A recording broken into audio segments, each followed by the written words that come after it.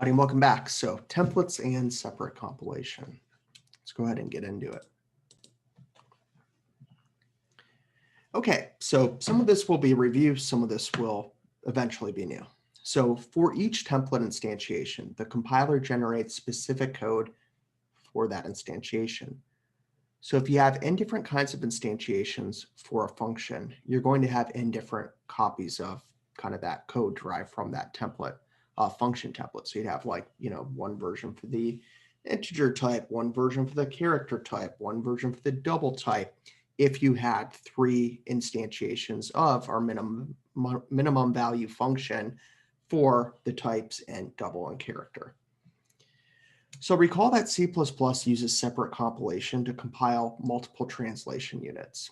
In other words, the compiler is going to operate on a single translation unit at a time. It will go ahead and convert it down, compile it down into binary, and then the linker will go ahead and put everything together into an executable for us. Recall that when we pound include a header file, the function declarations and class definitions of the included file are effectively copied and pasted into the file where the pound include presents. However, the implementation details of these functions and classes placed in a separate source file are not often available until the link time. So here's where this kind of becomes problematic. Let's say the compiler is reading through your code and it says this.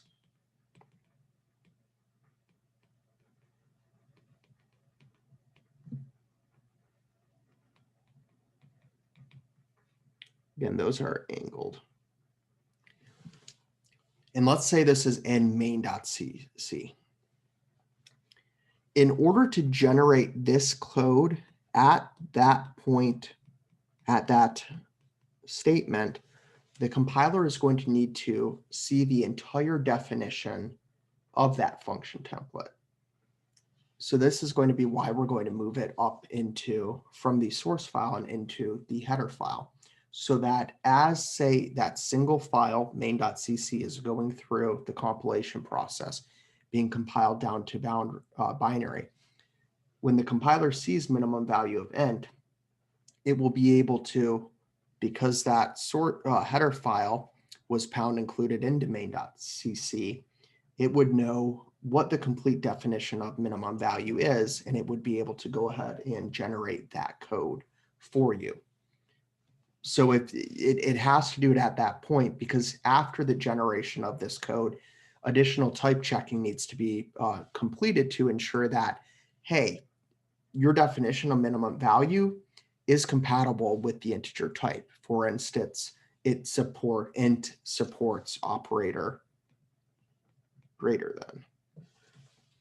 So I don't think I get to it in this lesson here, but effectively what happens is the compiler is going to look over this code kind of twice. First pass, it'll go ahead and see the templates, it'll generate the code, and then it will actually do a second pass through and ensure that the types that are used to instantiate this function template are compatible with its definition. So I guess I got a bit ahead of myself, but maybe this will lay it out in a more organized fashion. In order for the compiler to generate code for an instantiation of our function template, the compiler is going to have access to the definition of that template within the translation unit where the instantiation presents. So remember, each file is going through the compilers individually, each source file, and it all gets aggregated at the end, and the linker decides what to do with all of the binary code there. But as it's going through that pipeline, again, the compiler is going to need to have the full definition of our function template so that it is able to generate, instantiate our template for us.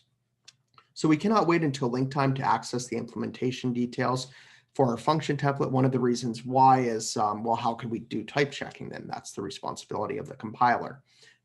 So all this kind of this instantiation process really needs to happen when the type checking and the syntax checking is occurring. So that will be at the compilation stage.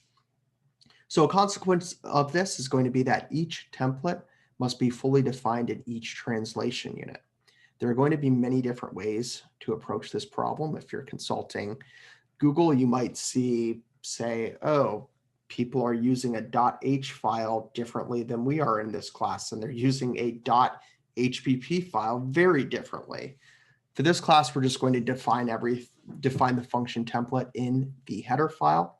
In our case, that's going to be the file with the .hpp extension. So before we introduce function templates, here's how we might have declared and defined a function minimum value that would be able to operate on, say, an integer and a character. We'd have two separate declarations. So we'd have overloaded functions. In one case, the parameters are of type int. The other case, they're of type character. In both cases, the function name is minimum value. The return types differ. This is an overloaded function. So we can go ahead and see here our function definitions.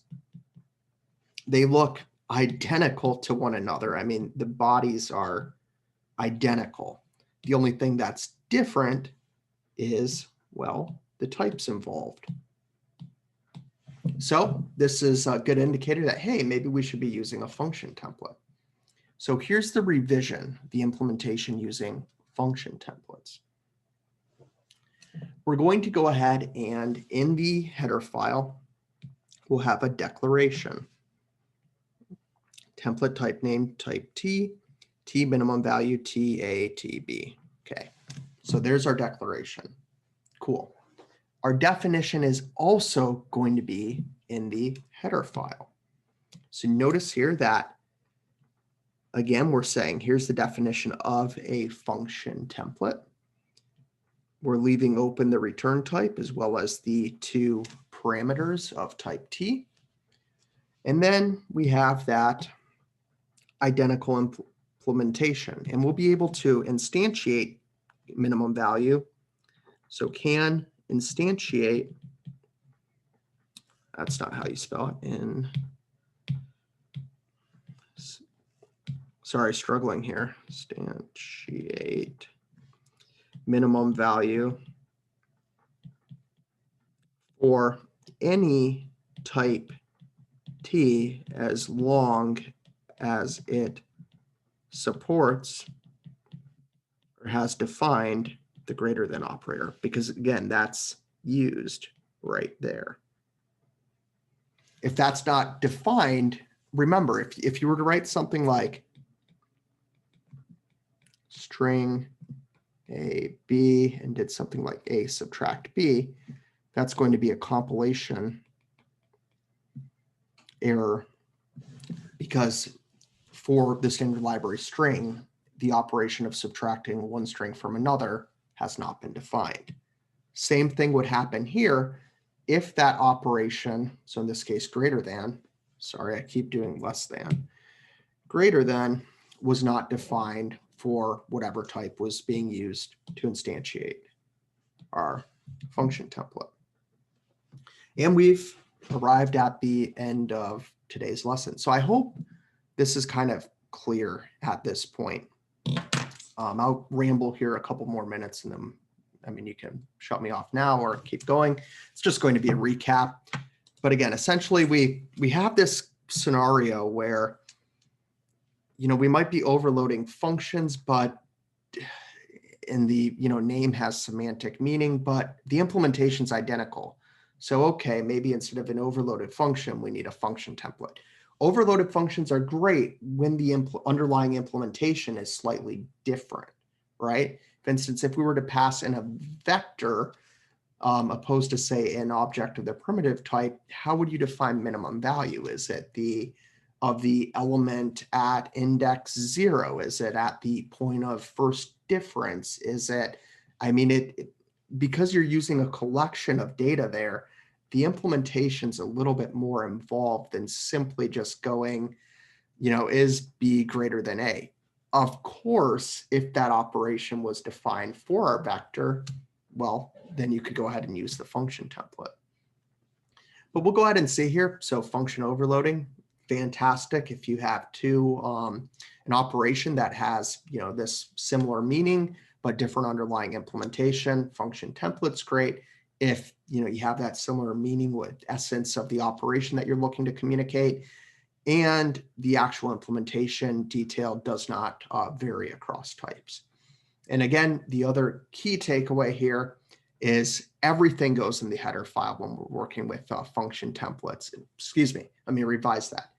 Every function template, declaration, and definition is both contained within the header file. For plain vanilla functions, you're going to do what you used to always do. If you had some sort of, function here and max and A and B, max would be defined here. So again, the whole, I guess what I'm trying to point out here is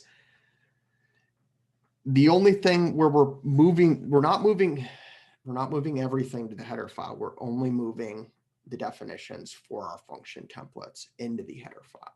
So again, for function templates, and I know I keep going over this, but this is a lot of students forget to do this, and they run into some issues, and it's a frequent question that gets asked. So again, function template declaration and function template definition both go in the header file. Alrighty.